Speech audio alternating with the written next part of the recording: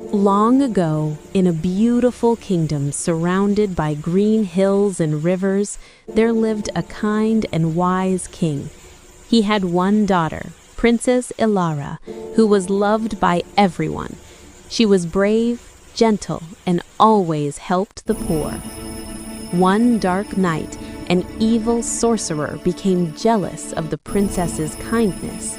Using dark magic, he kidnapped Princess Ilara and locked her inside a golden tower hidden deep in the enchanted forest.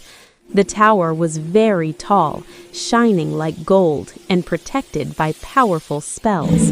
No one knew where the princess had gone. The whole kingdom was filled with sadness.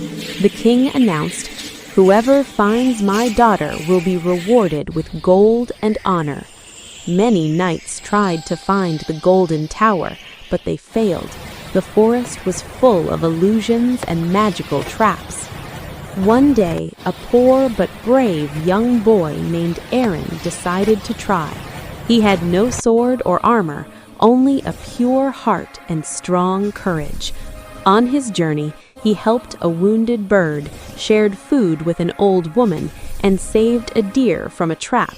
Unknown to him, all of them were magical beings. Because of his kindness, they helped him in return. The bird showed him the way, the old woman gave him a magic key, and the deer broke the spell around the forest. At last, Aaron reached the golden tower. Using the magic key, he opened the door. Princess Ilara was surprised to see him. "You are not afraid?" she asked. Aaron smiled. "No, princess, I came to take you home." The evil sorcerer appeared, but the power of kindness was stronger than dark magic. The tower began to crack, and the sorcerer vanished forever. Princess Ilara was finally free. They returned to the kingdom where everyone celebrated with joy. The king thanked Aaron and said, "True courage comes from a good heart." Princess Ilara smiled and promised to always rule with kindness and justice.